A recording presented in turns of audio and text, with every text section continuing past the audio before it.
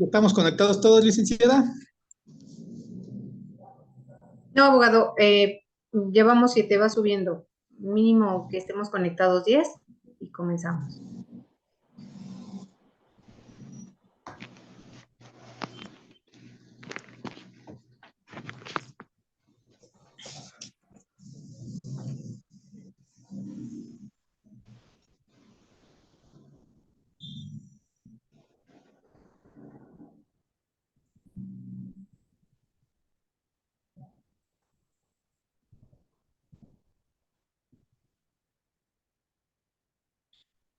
En cuanto me digan. Sí, listo, bueno, también tenía otras dudas pero si quieres, después de que contestes. Ok, Adelante, perfecto. abogado. ¿Ya está la abogada conectada, la que tenía la duda? Sí, licenciado, ya. Ok, aquí tenemos dos principios. El artículo 281 del Código de Procedimientos Civiles para la Ciudad de México señala: las partes asumirán la carga de la prueba de los hechos constitutivos de sus pretensiones. Es una carga procesal de cada parte ofrecer sus pruebas para que se puedan desahogar.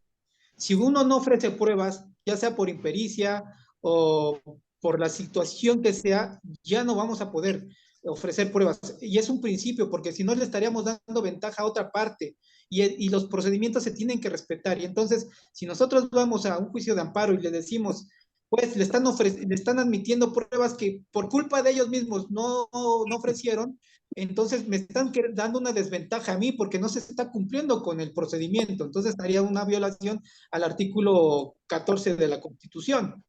Entonces ahí tenemos un principio, podemos tener un principio violado, pero por parte de la otra, estamos hablando de que en materia familiar, tratándose de menores y alimentos, está el principio de suplencia de la queja. Hay dos, hay dos principios que se están oponiendo. Ahora bien, como lo vimos en la clase pasada, hay un artículo que es aplicable para los jueces y lo pueden hacer. El artículo 278 del Código de Procedimientos Civiles señala: para conocer la verdad sobre los puntos controvertidos, puede el juzgador valerse de cualquier persona, sea parte o tercero, y de cualquier cosa o documento, ya sea que pertenezca a las partes o un tercero, sin más limitación que las pruebas no estén prohibidas por la ley o no, y no sean contrarias a la moral. Aquí estamos hablando de que el juez de oficio puede solicitar, aunque se le haya ido a la parte demandada, o a la parte, en este caso, a la parte que tiene al menor en su custodia, se le hayan ido las pruebas, el juez puede utilizar este artículo porque el procedimiento se le está permitiendo. Además, tiene la suplencia de la queja tratándose de menores de edad.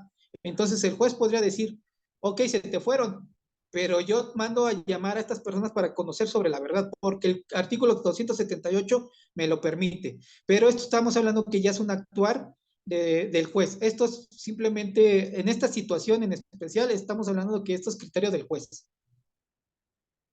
Muy bien, muchas gracias. ¿Sí contesté bien la duda? Sí, perfectamente. Gracias. Ok, adelante, abogado, que tenía la duda. Era sobre el pliego de posiciones de preguntas, es en este caso, hacia la demandada, o también cuando uno ofrece pruebas en la contestación, también tiene que ser en pliegos. ¿No se puede formular en el momento? Sí, y ahorita vamos a ir más adelante a esa situación para que lo podamos entender bien. Bueno, de una vez voy iniciando esa situación. El pliego de posiciones es exclusivamente para las partes y no hay contrapreguntas. Es el pliego de posiciones que la parte actora le hace a la demandada y el pliego de posiciones que la parte demandada le hace a la actora. No hay contrapreguntas en este tipo de pruebas, no las hay. Simplemente pliego de posiciones que le hace el actor a la demandada y el pliego de posiciones que le hace la demandada al actor. Y ahí se acaba. No, cuando y después de hacerle pregunta, ya sea al actor o al demandado, no hacen, bueno, depende qué haya dicho el acuerdo, porque a veces en el acuerdo dicen, se van a desahogar pruebas testimoniales, la de la actora, la de la demandada y a veces de los testigos. Cuando se va a en este caso me tocó a mí que también se iba a desahogar la de los testigos. Y si se va a desahogar la de los testigos, ¿también se hace un pliego de preguntas para el testigo o ahí es? Es dependiendo del procedimiento. Aquí en la Ciudad de México solo ese pliego de posiciones. El actor se las hace a la demandada y la demandada se las hace al actor. Aquí en la Ciudad de México solo hay prueba testimonial y se hacen preguntas a los testigos de la actora presenta a sus testigos, le hace sus preguntas y la demandada tiene el derecho a contrainterrogar. Y luego presenta la demandada a sus testigos, le hace preguntas y la actora tiene el derecho de contrainterrogar. Esto es aquí en la Ciudad de México. En el Estado de México hay una situación particular. Está la prueba confesional de posiciones y posteriormente no se llama testimonial de la actora ni testimonial ni testimonial de la demandada. Se llama declaración de parte y es como una tipo testimonial. Entonces yo me imagino que ya en Baja California tienen ese sistema muy parecido al del Estado de México. Es el pliego de posiciones e inmediatamente después inicia la declaración de parte de la actora y después la parte de, ¿cómo se llama? La confesional de la contraparte y su declaración de parte. Estamos hablando, por ejemplo, la mamá demanda al papá y entonces inicia la confesional ofrecida por la mamá y a cargo del papá. Entonces el papá pasa a declarar por medio de pliego de posiciones y empieza a declarar sí o no y si quiere aclarar, sí o no y quiere aclarar. Acaba la prueba confesional y entonces inicia la declaración de parte y entonces ahí la declaración de parte sí son preguntas abiertas, pero aquí esto ya lo vamos a ver más adelante. Okay. No sé si más o menos aclaré tu duda. Después sí. vamos a ver esta situación ya en la práctica. Ok. Ok, miren, voy a leer aquí el documento que la licenciada nos va a compartir. Licenciada, ¿sí está compartido? Un segundito, permítame tantitito.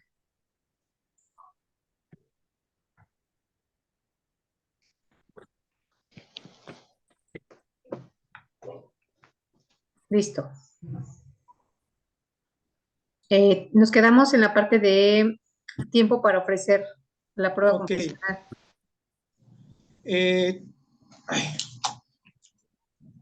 Yo lo leo. Tiempo para ofrecer la prueba confesional en poder de procedimiento siempre deben ofrecerse desde los escritos de demanda, contestación, reconvención y contestación a esta. Ya que en controversia de orden familiar aquí en la Ciudad de México y también en el Estado de México estamos hablando que solo se van a ofrecer pruebas en estos escritos. No va a haber, un periodo como en el ordinario de conciliación y terminando la conciliación tienen 10 días. Aquí no se va a ver eso. Se presenta la demanda, se emplaza, contesta y en esos escritos de demanda y contestación se tienen que ofrecer las pruebas. El juez va a señalar ya audiencia, no de conciliación, va a señalar audiencia de desahogo de pruebas. No hay otro momento, va a desahogar eso, nada más. Entonces, esta es la regla general para los juicios de controversia de orden familiar. Viene la excepción a la regla. La prueba confesional a posiciones debe de ofrecerse desde los escritos de demanda y contestación, pero puede ofrecerse esta hasta 10 días antes de señalada la audiencia de pruebas, tal y como se desprende del artículo 308 del Código de Procedimientos Civiles. Aquí estamos hablando de que todas las pruebas se tienen que ofrecer, anunciar y luego ofrecerse en su respectivo periodo. Anunciarse en la demanda, ofrecerse en el periodo probatorio. Pero la prueba confesional se nos pudo haber pasado anunciarla, se nos pudo haber pasado ofrecerla en nuestro periodo probatorio, pero este artículo nos da la oportunidad de que 10 días antes de señalada la audiencia de pruebas, podemos ofrecer la prueba de confesión. Esta es una excepción, pero regresamos a la cuestión de los incidentes. En los incidentes, la prueba confesional se tiene que ofrecer forzosamente desde el escrito de demanda incidental y su contestación. Leo, excepción a la excepción. En los incidentes planteados en cualquier tipo de juicios, la prueba confesional debe de ofrecerse desde el escrito de demanda incidental y su contestación, ya que si no se ofrece en esos escritos, no podrá ofrecerse en ningún otro momento, ya que así se desprende del artículo 88 del Código de Procedimientos Civiles para el Distrito Federal. En los incidentes, llámese el juicio que se llame, desde los incidentes se tiene que ofrecer la prueba confesional. No le genera la regla de los 10 días antes de la audiencia. Esta prueba confesional en los incidentes siempre se tiene que ofrecer desde el escrito de demanda y su contestación. Y en los incidentes, les vuelvo a repetir, no existe reconvención, al menos aquí en la Ciudad de México. Presentación del pliego de posiciones. El pliego de posiciones se realiza en una hoja independiente que se mete en un sobre cerrado a efecto de que no se vean las posiciones que se le formularán a la contraparte y se presenta a juicio mediante un escrito firmado por la parte oferente y dicho escrito puede presentarse hasta unos minutos antes de la audiencia confesional. Es lo que estábamos viendo hace ratito con la duda de la abogada. Ahora bien, aquí hay una situación, hay muchos abogados que no presentan ni siquiera minutos antes el pliego de posiciones, sino que se esperan a que inicie la audiencia y se hacen posiciones orales. ¿Se pueden hacer posiciones orales? Sí, sí se pueden, pero siempre y cuando esté la parte presente. Vamos a suponer, a poner dos ejemplos. Ejemplo 1, yo como parte actora solicito la confesional de la parte demandada, presento mi pliego de posiciones antes de la audiencia y se presenta la parte demandada y entonces se le hacen las posiciones que se hayan calificado de legales. Y yo tengo derecho, como está presente, tengo derecho a hacerle orales. Vamos a suponer que no me aceptaron ninguna posición, pero está presente y sí ofrecí pliego de posiciones escritos. Está presente la contraparte, la parte demandada, entonces yo tengo el derecho de hacer, de formular posiciones orales. Eso se puede. Vamos a poner el siguiente ejemplo. Yo presento mi pliego de posiciones y me califican de 20, solo me califican 2 posiciones, pero no se presentó la contraparte, o sea, la parte demandada a absolver esas posiciones. Yo no puedo formular posiciones orales porque no está presente la parte. Ahora vamos a poner un tercer ejemplo, que hay abogados que cometen ese error. Y estamos hablando de que por experiencia a mí una vez me pasó. Llega la parte, yo iba por la parte actora y la parte demandada no ofreció su pliego de posiciones, no lo presentó, no había. Entonces le dije a mi cliente, no te presentes, no vas a confesar. Entonces no se presentó y ¿cómo se llama? Y el demandado le quiso decir, como no está presente, que se declare confeso. ¿Confeso de qué? Pues no había pliego de posiciones. No existía pliego de posiciones, entonces no lo podían declarar confeso de un pliego que no existía. Y se puso medio agresivo, que él quería hacer posiciones orales, y le dijeron, no, de eso no se puede, y así se desprende también del artículo 292. La prueba de confesión se ofrece presentando el pliego que contenga las posiciones. Si se presentara en sobre cerrado, deberá guardarse así en el secreto del juzgado, asentándose la razón respectiva en la misma cubierta. La prueba será admitida aunque no se exhiba el pliego pidiendo tan solo la citación. Pero si no concurre el absolvente a la diligencia de pruebas, no podrá ser declarado confeso, más de aquellas posiciones que con anticipación se hubieran formulado. El mismo artículo 292 nos está diciendo que si no se presentare la parte a confesar y no hay pliego de posiciones, no se le puede declarar confeso y no se pueden hacer orales. Entonces, el artículo 92 nos obliga forzosamente a presentar pliego de posiciones, porque si nos hacen ese juego que yo una vez hice a favor de mi cliente, pues no hubo ninguna declaración de confeso. ¿Se entendió lo que dije? Sí. Sí, está muy claro. Entonces, la recomendación, siempre presenten pliego de posiciones, siempre de los siempre. El siguiente punto que quien quiera leer, por favor.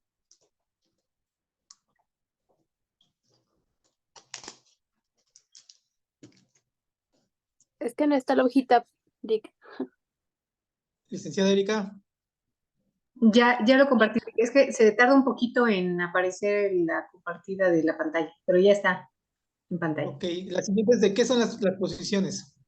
¿Qué son las posiciones? Las posiciones son afirmaciones que se le plantean a la contraparte para que admita o niegue el hecho planteado, debiendo contestar en sentido afirmativo o negativo, pudiendo el absolvente aclarar su respuesta. Por lo tanto, las posiciones no son preguntas abiertas. En efecto, con la licenciada que me leyó, por ejemplo, ¿usted es mujer? Sí, ¿Que usted es abogada? sí, ¿Que usted pagó este curso? sí, ¿Que usted pagó 1,000 pesos por este curso? no, Esas son posiciones, son afirmaciones. O sea, yo ya le estoy haciendo una afirmación para que usted la ratifique y que diga que sí. Sí, efectivamente soy mujer, sí, efectivamente soy licenciada en Derecho, pero no, yo no pagué 1,000 pesos. Entonces, sí se vio cómo es la posición. Yo estoy afirmando y ustedes están confirmando, sí. Y en la que fue falso, como mi afirmación no es real, entonces usted dijo, no, no, que usted pagó 1,000 pesos por este curso. No, Y se aclaro, vio. Ahora, le voy a hacer otra y posición. agrego, no. Y puedo agregar. Sí, usted O puede no, agregar, pero siempre tiene que decir sí o no. y agrego. Ah, ok. No, por ejemplo, no, yo pagué 100 pesos, no, no pagué 1,000, pagué 100 pesos por este curso. No, o al revés, vamos a suponer que quieren decir menos porque que pagaste 100 pesos. No, pagué 10,000 pesos. Así es, No, y agrego. O así qué es. tendría que decir. Y agrego, ¿no? Pues yo pagué 10,000 pesos, se lo entregué al señor con monedas de tales y tales, o billetes, con 10 billetes de 100. Así es, usted puede aclarar a lo que sea la realidad. Ujú. Ahora, con la misma abogada, que usted se llama Marta. no, Entonces, me llamo Rosa María. ok, entonces eso es una posición. Yo estoy afirmando que usted se llama Marta. Usted ya dijo, no, yo no me llamo Marta. Ahora bien, las preguntas en cuanto a los testigos, que son preguntas abiertas. ¿Cómo se llama usted? Rosa María, ¿Cuál es su profesión? litigante, ¿Cuánto pagó por este curso?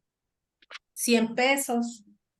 ¿Vieron la diferencia entre una posición y una pregunta para testigo? Sí. Lick, Entonces, se podría decir que entonces la pregunta para testigo es dándole más información y la confesional es menos información. no. La confesional no es menos información. La confesional es una imputación que se le hace a la parte. Vamos a suponer que estamos peleando guardia y custodia de un menor, que usted le pegó a su hijo, ya le estamos diciendo que le estamos haciendo una imputación, que usted le pegó a su hijo, que usted le pegó el día tal, que usted le dejó una marca en la cara, que usted le pegó con la chancla, y son afirmaciones, no es de que sea menos información. La información se está dando completa, pero se está dando en un sentido afirmativo, en una afirmación, en una imputación. Es una imputación directa a la parte. En la cuestión de la redacción en materia de español, precisamente de redacción, estamos hablando que se le está haciendo al sujeto se le está haciendo un verbo. Que usted compró, comprar es un verbo, usted compró, que usted pegó, que usted gritó, que usted ofendió, que usted humilló. Estamos haciendo un verbo. En la forma de redacción siempre debe de hacerle un verbo. En materia jurídica la posición se le llama, es una imputación, es un acto que le estamos imputando a nuestra contraparte, pero se le Perdón. llama, perdón, Sí, yo iba a decirle otra. Entonces, en las preguntas abiertas son preguntas. para que él me diga. Y en las preguntas cerradas son afirmaciones, son preguntas afirmadas. No son preguntas, son afirmaciones. Son afirmaciones. Sí, porque no son preguntas. Licenciado, ¿cómo te llamas? Felipe. Que usted es Felipe, Sí. que usted es abogado, Sí. que usted le cobró a un cliente 10,000 pesos, Sí, por ejemplo. que usted a pesar de haberle cobrado 10,000 pesos, no le hizo su demanda. Bueno, No. ahí perdón, ahí está, eso es sí, es ilegal, no le hizo la demanda, esa pregunta, esa posición sería ilegal. Que usted, a pesar de haberle cobrado 10,000 pesos de honorarios, se abstuvo de realizarle su demanda. No. Entonces, pero yo estoy afirmando, yo ya te estoy imputando un acto, no es una pregunta, yo ya te estoy imputando algo. Sí, sí, sí. Perdón, no entendí por qué es ilegal.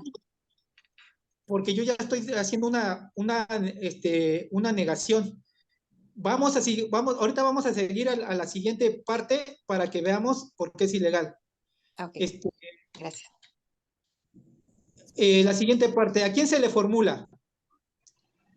Licenciada. Las posiciones se le formulan exclusivamente a las partes o, en su caso, al representante legal o apoderado con facultades para ello. Bueno, vamos a hacer una pequeña pausa aquí y después retomamos lo que teníamos. La confesional siempre se ofrece personalmente para una de las partes, que es la confesional a cargo de la parte demandada, fulana de tal, quien deberá presentarse personalmente y no por medio de apoderado. Aquí la cuestión es de que si nosotros aquí en la Ciudad de México pedimos que sea personalísima y no por medio de apoderado, entonces tiene que presentarse forzosamente la parte demandada. Ahora bien, en otros estados, por ejemplo en Guanajuato, allá es al revés. Allá debe de haber una excepción para que no se presente un apoderado y tenemos que justificarla. Tenemos que justificar por qué no puede presentarse un apoderado para contestar. Pero aquí en la Ciudad de México, con el simple hecho de decir de que se presente personalmente y no por conducto de apoderado, ya se tiene que presentar esa parte. Ahora bien, si es una persona moral, una empresa, o si no hicimos esa solicitud de que sea personalísima la prueba confesional, entonces sí se puede presentar un apoderado. Pero vamos a suponer que se presenta el apoderado y dice, es que eso yo no lo sé, que se le imputa que su representada tomó 10,000 pesos de la cuenta del señor fulano de tal, el día tal, y diga, es que ese hecho es personal de ella. Declarado confeso en esa posición porque el apoderado tiene la obligación de contestar todas y cada una de las posiciones. Ahora bien, ¿no hay ninguna duda en cuanto a esto del apoderado? No, está muy claro. No. Ok. ¿Cómo se formulan? Las posiciones deben tener relación directa con los hechos de la demanda o de la contestación. No deben de ser confusas, deben ser de hechos propios de la parte que absuelve y debe formularse en sentido afirmativo o negativo. No debe de introducirse la respuesta en la posición, por lo que está prohibido introducir las palabras sí y no. O sea, nosotros hacemos la posición que usted tomó dinero de la cuenta de su pareja, vamos a suponer. La respuesta tiene que ser sí o no. Por lo tanto, la respuesta como es sí o no, entonces esas palabras sí o no, no las podemos poner en la posición porque va a crear una confusión. Leo otra vez, las posiciones deben tener relación directa con los hechos de la demanda o de la contestación. No deben ser confusas, deben ser hechos propios de la parte que absuelve y debe formularse en sentido afirmativo o negativo. No debe introducirse la respuesta en la posición, por lo que está prohibido introducir las palabras sí y no, ya que esas palabras son la respuesta de la absolvente, o sea, se debe de evitar ponerlas en la posición la palabra sí y no, porque ya están incluyendo la respuesta. Ahora, ejemplo, a la primera, que usted se abstuvo de pagar la pensión alimenticia desde el día 1 de enero de 2020 en que se separó de su esposa hasta el día de hoy. Respuesta, no. aclarando que solo dejé de darle 2 meses de pensión porque me quedé sin trabajo. ¿Se entiende esta posición cómo está formulada?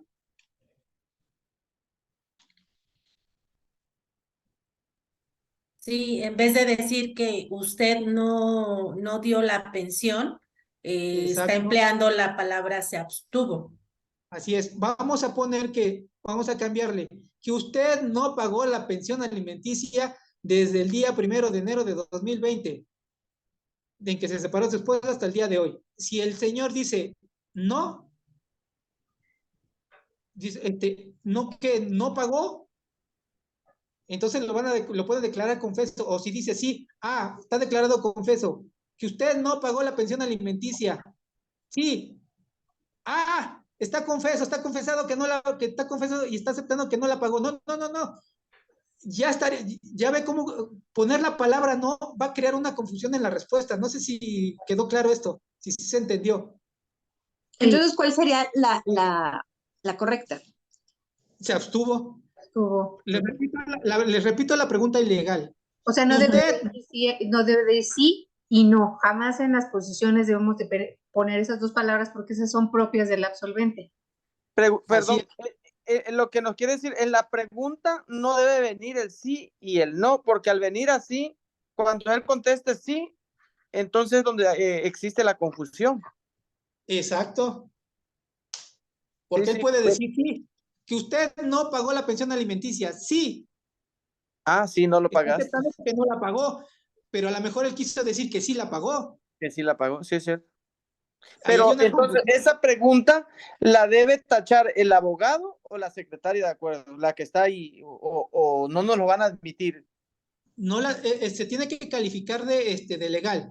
Normalmente en estas posiciones donde dicen que sí y no, se tienen que desechar por parte del juez. Al menos aquí en la Ciudad de México, Estado de México, Puebla, Guanajuato, se presenta el pliego de posiciones, agarran el pliego de posiciones, abren el sobre, lo sacan y se lo llevan al juez. Y el juez en su cubículo anda calificando las posiciones y nos anda poniendo improcedente por ejemplo, ya es constancia de autos, ilegal, confusa. Él nos tiene que poner en la ¿Y si se le pasó una? ¿Perdón? Si se le pasó una que sí iba con una afirmación o negación. La tienes que contestar, pero para eso tienes que preparar a tu cliente. Pero ahorita todavía no vamos para allá. Porque si hay jueces, me ha tocado y varias veces que sí admiten ese tipo de posiciones. Y tú como abogado, en la audiencia, te presentas, se presentan las partes y va la confesional de su cliente, licenciado, de la parte, la confesional a cargo de la parte actora y yo voy a cargo de la parte actora. Entonces a mí como abogado me dicen, retírese y entonces nosotros nos tenemos que salir. Nosotros no podemos impugnar absolutamente nada porque ni siquiera estamos presentes en la prueba confesional. A nosotros nos retiran. A nosotros como abogados nos retiran. Solo se queda el abogado de nuestra contraparte, la contraparte y nuestro cliente. Y a nosotros, como es nuestro cliente el que está absolviendo, a nosotros como abogados nos retiran. Cuando nosotros hacemos el pliego de posiciones para nuestra contraparte, el otro abogado se tiene que retirar. Esa es la regla, así se llevan. Por lo tanto, nosotros no tenemos manejo en esa calificación de las posiciones de nuestra contraparte. Eso lo tiene que hacer el juez, pero nosotros tenemos que preparar bien a nuestro cliente para estas situaciones. Sí, sí. Bueno, yo me generó una duda cuando estaba hablando de las preguntas abiertas, dijo que solo para testigos. Sí, para testigos, no para pliego de posiciones. Esto es otra cosa. Las preguntas abiertas aquí no existen. En esta prueba convencional no existen. Entonces, en la prueba son que, ¿cómo le llamaríamos? ¿Preguntas cerradas? No, son posiciones. No, es que posiciones, no son preguntas. No son preguntas. En materia de confesional estamos hablando de que es incorrecto decir preguntas. La confesional no son preguntas, son posiciones, son afirmaciones, son imputaciones.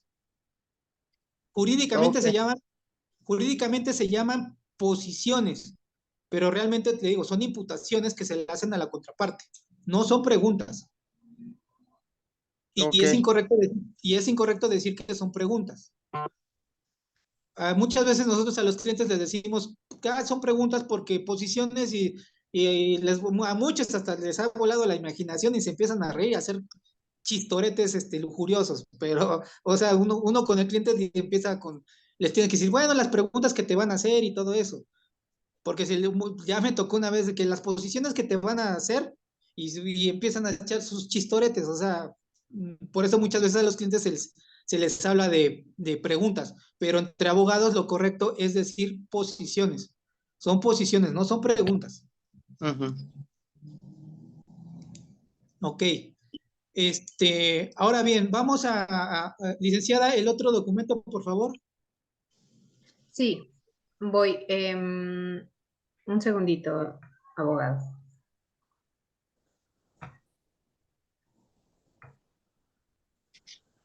Listo. Se está cargando, ¿eh? Ya está. ¿Alguna duda que tengan ahorita? Porque ya vamos a empezar a lo bueno, a la práctica que ustedes mismas van a hacer el pliego de posiciones. Perdón, bueno, sí, aprovechando la pregunta. Entonces, en el pliego de imputaciones o en las posiciones que vamos a hacer, no es, por llamarle preguntas, no debe llevar la pregunta, no debe llevar sí o no. La intención es de que la persona diga el sí o el no. Así es. Ok. En efecto. Muy bien, licenciado, así es. Es para que la contraparte diga sí o no. Ok. ¿Alguna otra duda antes de pasar ya a la práctica? No. No, Ok. sí, la licenciada había preguntado anteriormente algo antes del abogado. No me acuerdo si era la licenciada Henrietta. No, no preguntó, ¿verdad? Ok, no. Ok. Los que estuvieron la clase pasada, vimos un incidente de cesación de pensión alimenticia. De hecho, aquí lo está proyectando la licenciada y nada más vamos a ver las prestaciones, licenciada, y nos vamos a los hechos. Quien guste leer, por favor.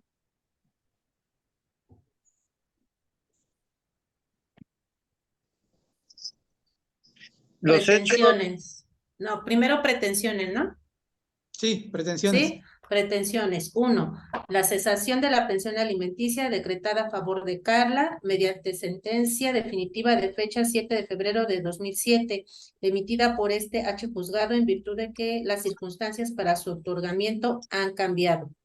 2. La cesación de la pensión alimenticia decretada a favor de Brenda mediante sentencia definitiva de fecha 7 de febrero de 2007, emitida por este H juzgado, en virtud de que las circunstancias para su otorgamiento han cambiado. 3. La orden de cancelación de la pensión alimenticia mediante oficio que se gire al centro de trabajo del suscrito, a efecto de que deje de descontarse de mi salario la pensión alimenticia decretada a favor de Carla. 4. La orden de cancelación de la pensión alimenticia mediante oficio que se gira al centro de trabajo del suscrito, a efecto de que deje de descontarse de mi salario la pensión alimenticia decretada a favor de Brenda. Ok. Aquí voy a poner rápido en contexto. Carla es la hija del señor, a quien, siendo menor de edad, por medio de sentencia definitiva de 7 de febrero de 2007, se le decretó una pensión a su favor y Brenda es, es la ex esposa y a quien también se le otorgó una pensión alimenticia en la misma sentencia. Carla ya es mayor de edad y no está estudiando y la señora Brenda, que era su ex esposa, tiene trabajo, incluso gana mucho más que el deudor alimentario.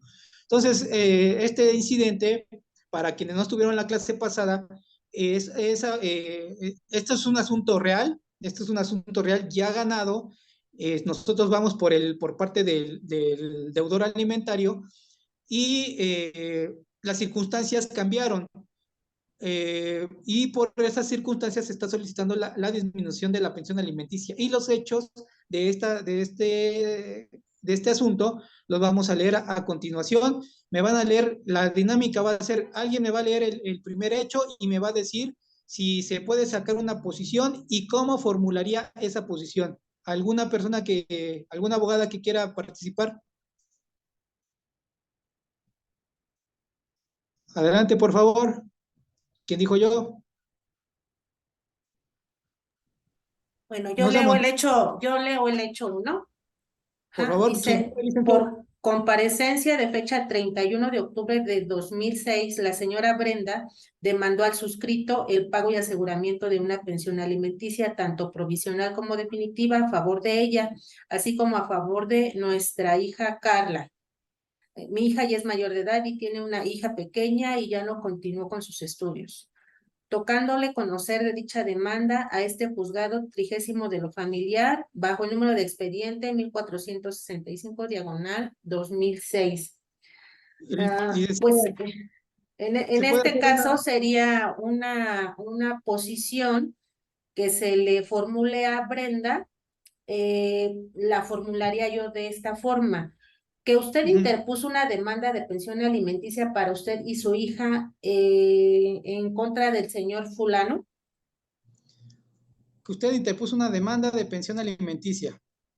Ok. No procedería. ¿No? ¿Por qué? Porque acuérdese que como lo vimos en nuestro documento, tiene que ser hechos controvertidos y aparte esta es una constancia de autos. Y el expediente ya es un documento público que hace prueba plena, entonces no puede acreditar situaciones ya acreditadas por un documento público. Además son constancias de autos y además tampoco es un hecho controvertido. Ok. Pues de este hecho uno no se sacaría ninguna posición. No, Ok.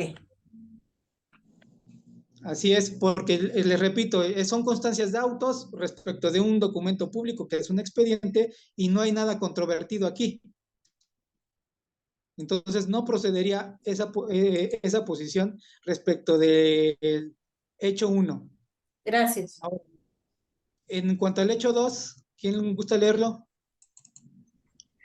Yo, una vez tramitado el presente juicio en todas sus partes, este H juzgado mediante sentencia de fecha 7 de febrero del 2007, en su punto resolutivo segundo, decretó una pensión alimenticia a favor de la demandante Brenda y de nuestra hija Carla, a razón del 40%, sobre el sueldo del suscrito y demás prestaciones ordinarias y extraordinarias que obtengo de mi fuente de trabajo, Policía Bancaria e Industrial del Distrito Federal, previo el descuento de ley. ¿Se Aquí puede hacer tampoco, alguna? no. ¿Por qué no? Porque todo, vamos, todo se encuentra en una sentencia. Así es. Hecho 3. Perdón, me perdí hace rato porque se me desconectó. ¿Por qué no fue válida la pregunta de la compañera? Mira, nos vamos a regresar al hecho 1, te lo leo rápido. Por comparecencia de fecha 31 de octubre de 2006, la señora Brenda demandó del suscrito el pago y aseguramiento de una pensión alimenticia, tanto provisional como definitiva, a favor de ella, así como a favor de nuestra hija Carla. Mi hija ya es mayor de edad y tiene una hija pequeña y ya no continuó con sus estudios, tocándole conocer de dicha demanda a este juzgado trigésimo de lo familiar bajo el número de expediente 1465 diagonal 2006. La abogada hizo una posición que usted interpuso una demanda de pensión alimenticia en contra del señor fulano de tal, demandando la pensión alimenticia a favor de Brenda y Carla. ¿Por qué no es válida esta posición?